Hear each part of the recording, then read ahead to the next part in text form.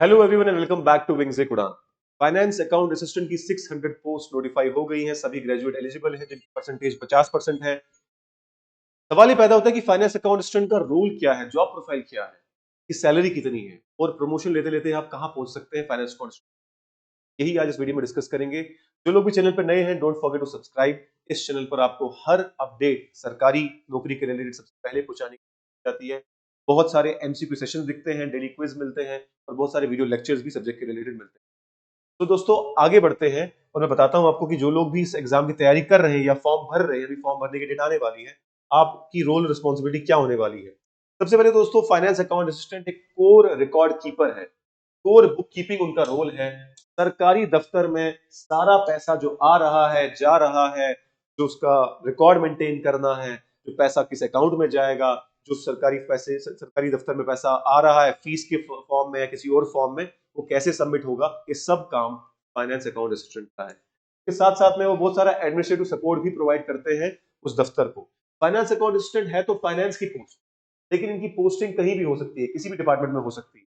किसी भी सरकारी दफ्तर, सरकारी कॉलेज, सरकारी इंस्टीट्यूट, सरकारी स्कूल में इनको पोस्ट दी जा सकती है, जहां पर उनको उस डिपार्टमेंट की सारे फाइनेंशियल मैटर को हैंडल करना है, उनकी फीस को, उनके खर्चों को जो है प्रोवाइड करना है, सपोर्ट की किस तरीके से किया जाएगा। अगर आप एक सरकारी मुलाजिम है तो आपको दो किस्म के रूल के बारे में पता होना चाहिए। एक तो है civil services rule. Civil services rule हर सिविल सर्वेंट पे लगता है। और एक है general financial rule. General financial rule का मतलब है सरकारी खर्चे को किस तरीके से, सरकारी पैसे को किस तरीके से इस्तेमाल किया जाएगा। और जनरल फाइनेंशियल रूल में एक्सपर्ट होते हैं फाइनेंस अकाउंट असिस्टेंट, किसी की जिसकी पढ़ाई होती है।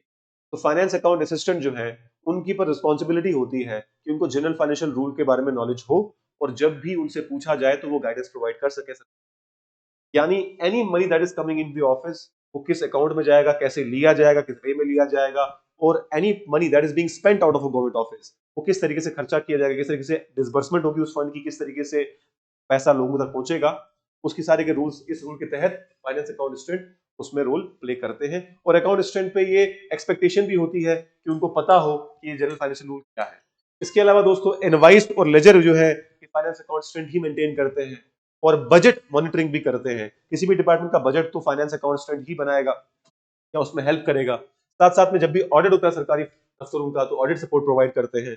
और आपस में inter departmental coordination finance account assistant provide करते हैं। तो ये तो दोस्तों इसकी रोज रिस्पॉन्सिबिलिटी रही। अब मैं बात करता हूं इनकी सैलरी की। लेकिन सैलरी की बात करने से पहले मैं आपको बता दूं, अगर आप भी इस एग्जाम की तैयारी कर रहे हैं और आप थोड़ी गाइडेंस चाहते हैं, तो आपको सिंपली विंग्स एक उड़ान ऐप पे जाना है या विंग्स एक उड़ान .in वेबसाइट पे जाना है। वहां आपको बहुत सारी गाइडेंस वीडियोस और बहुत सारे कोर्सेज इसके रिलेटेड मिल जाएंगे। अगर आप पहली बार प्रिपरेशन कर रहे हैं तो मैं आपको बता दूं कि हमने एक लाइव बैच शुरू किया है फाइनेंस अकाउंट असिस्टेंट के लिए, जिसमें डेली बेसिस पे सुबह 9 बजे वीडियोस होती हैं और आपके मोबाइल पे आपको लाइव क्लासेस, डेली बेसिस पे क्विज होते हैं, प्रैक्टिस शीट्स होती हैं और बहुत सारे गाइडेंस और मेंटरशिप सेशंस होते हैं। सिंपली आपको विंग्स उड़ान ऐप पे जाना है और आपको सारे कोर्सेज की डिटेल्स यहाँ पर मिल जाएगी। डिस्क्रिप्शन बॉक्स में भी मैं लिंक डाल दूंगा। तो अब हम बात करते हैं दोबारा अपने मेन टॉपिक पे, दैट इज जो इसकी सैलरी क्या है। सैलरी की बात करें तो जो ये एग्जाम है, इसकी जो सैलरी है, सॉरी इस पोस्ट की जो सैलरी है बेसिक पे, जो ये लेवल 5 पोस्ट है, बेसिक पे है 29,200। और अगर मैं डेयरनेस अलाउंस की बात करूं तो 58% डेयरनेस अलाउंस के हिसाब से इसकी जो अलाउंस मिलती है वो है 16,936 रुपीज।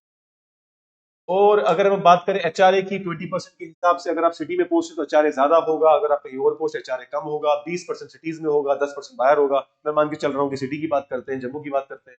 अगर आपकी पोस्टिंग जम्मू में होती है तो आपको एचआरए हाउस रेंटल अलाउंस मिलेगा 5,840 रुपए। ट्रेवलिंग अलाउंस आपको मिलेगा 2,844 रुपए।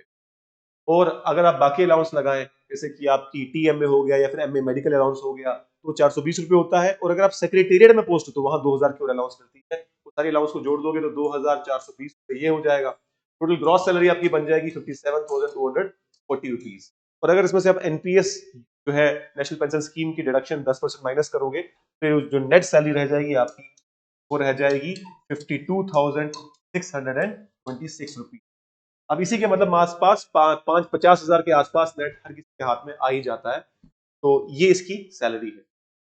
अब बात करते हैं कि अगर आप अकाउंट असिस्टेंट बनते हैं तो फ्यूचर में आपकी करियर प्रोग्रेशन क्या है, कहां तक आप जा सकते हैं, किस पोस्ट तक आप जा सकते हैं, उसके बारे में भी बात कर लेते हैं। करियर की बात करें तो जब आपकी ट्रेनिंग होती है, जब आप फाइनेंस अकाउंट सेलेक्ट हो जाते हैं तो आपकी पहले 1 साल की ट्रेनिंग होगी, 6 मंथ्स आपकी थ्योरी होगी, फिर 6 मंथ्स का आपका फील्ड वर्क होगा या प्रैक्टिकल होगा। तो 1 साल में जो आपको कोई सैलरी नहीं मिलेगी, 1 साल में आपको स्टाइपेंड मिलेगा, और वो स्टाइपेंड जो है 6,000 के आसपास होता है। अब जब ये आपने कर दिया तो कुछ टाइम बाद आपको ACC एग्जाम क्वालिफाई करना है, एस्ट्रेटर कोर्स करके एग्जाम होता है, वो आपको पास करना है, वो पास करना जरूरी है। जब वो पास करेंगे तभी आप प्रॉपर्ली अकाउंटेंट बने, और अगर आपने पास नहीं किया तो आपकी फ्यूचर इंक्रीमेंट वगैरह रुक सकती है। आपने जब ACC पास कर दिया तो फिर फ्यूचर में आप SAC एग्जाम जो होता है, SAC 1 एग्जाम के लिए एलिजिबल हो जाते हैं। अगर आपने SAC एग्जाम 1 क्वालिफाई कर दिया तो आप अकाउंटेंट बन जाते हैं प्रोफेशनल देख के। और जब आप अकाउंटेंट बन जाते हैं तो आप SAC एग्जाम जो 2 एग्जाम होता है उसके लिए एलिजिबल होते हैं। अगर आपने वो भी डिपार्टमेंटल एग्जाम क्वालिफाई कर दिया, आप असिस्टेंट अकाउंट्स ऑफिसर बन जाते हैं। यानी पहले अकाउंट असिस्टेंट, अकाउंट असिस्टेंट से अकाउंटेंट, अकाउंटेंट से असिस्टेंट अकाउंट्स ऑफिसर, और अगर आपकी किस्मत अच्छी रही तो आप अकाउंट्स ऑफिसर भी बन सकते हैं अगर आप काबिल रहे, डिपार्टमेंटल एग्जाम आप क्वालिफाई करते रहे। अकाउंट्स ऑफिसर और chief accounts officer generally JKS officer होते हैं, बट अगर आप काबिल हैं और अपने डिपार्टमेंटल एग्जाम आपकी किस्मत से सही टाइम पे होते रहे तो शायद आप अकाउंट्स ऑफिसर भी बन सकते हैं, डिस्ट्रिक्ट कार्डर में भी जा सकते हैं। This was all about finance accountant exam. आपको इस एग्जाम की प्रिपरेशन के रिलेटेड जो भी डाउट कोई, डिस्क्रिप्शन में हमारे नंबर्स भी हैं, गूगल फॉर्म भी है, और हमारे कोर्स के link, can click on them and see. और आपकी किसी भी क्वेरी को आप कमेंट सेक्शन में जरूर डालिएगा। All the best, thank you so much.